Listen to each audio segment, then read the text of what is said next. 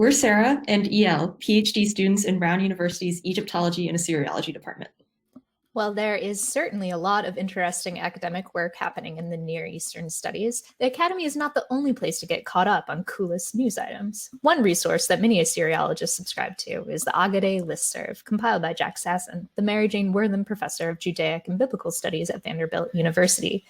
We have scoured the internet for the most exciting news stories and public scholarship related to the ancient Near East, subscribing to our favorite blogs and following the most fascinating research we can find on Twitter. Scholarship can come to us anyway, anywhere, and anyhow. Throughout the month, EL and I will curate a selection of items for interested non-specialists. Then we'll share them with you in videos like this so that you can be part of the conversation. What's the relationship between your Google Docs and Sumerian clay tablets? Well, let Robert Krelling guide you through this seemingly strange association in his article on the Cruise Project blog. Spoiler, this article also features Zoom fatigue, the Book of Esther, augmented reality, and MS-DOS. So really, there's something here for everybody.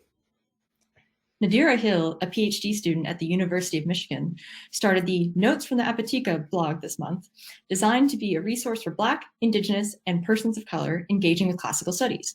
Not only is it a tool for people often ignored by the field, including funding guides and work-life balance reminders, it's a great resource for those interested in reasons why classics can and should be dismantled, burned down, and rebuilt. You may know him for his impressive collection of vintage shirts, but you should know Aaron Dsouza for his work on the material culture of Egypt and Nubia. You can hear from Dr. Dsouza directly in his interview for the History of Egypt podcast, where he talks Nubia, material culture, and the new generation of scholars re-examining Egyptology in a larger African context. In other podcast news, it should come as no surprise that the thin end of the wedge is killing it yet again with more fascinating and accessible forays into ancient Mesopotamia. Some of our favorites this month include The Human Face of Mesopotamian Maths with Carlos Gonçalves and Teaching Mesopotamia Through Music with Daniel Nicky. Maybe some could end up on a syllabus or two in the coming year. Because we have reached the end of yet another year inhabiting our earthly flesh sacks, 'tis the season for best of lists. You can head over to Everyday Orientalism to read the best of Women Doing Ancient History as gathered by Catherine Blewin. The list is full of timely essays, clever tweets, and cutting emails. Archaeology also had plenty of moments of its own this past year, earning its own Best of 2020 list. The article from Haaretz covers some of the most exciting discoveries of the year, including cooking without fire, storing food before electricity, and even some cameos from Gal Gadot and ancient DNA. Make sure to click through all the links to read each story in depth.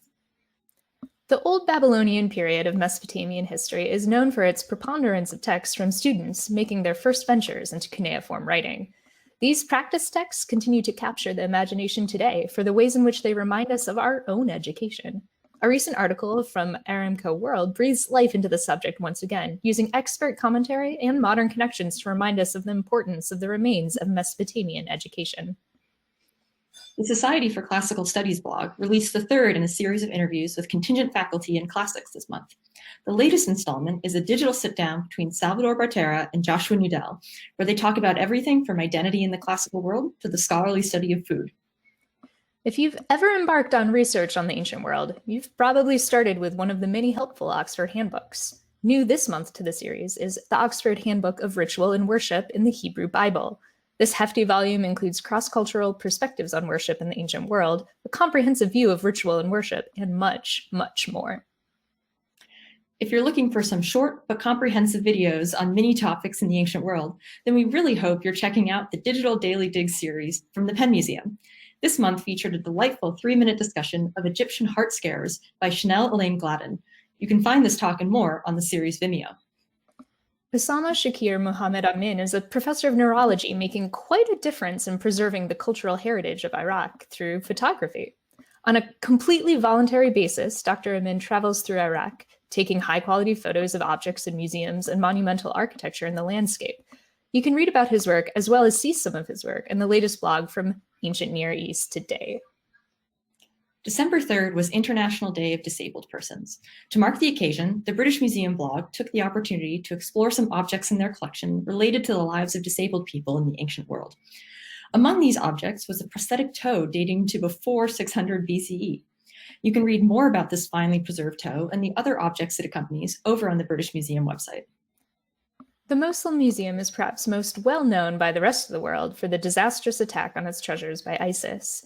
But now, the museum is ready to continue its legacy of sharing with the world the natural and cultural history of Iraq. After 6 years of closure, the Mosul Museum has finally reopened to the public. Though traveling to visit now is ill-advised, you can still learn more about this incredible museum and its contributions to Iraqi identity.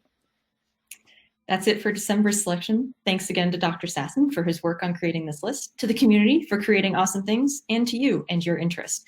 We'll see you next month with January's most interesting items.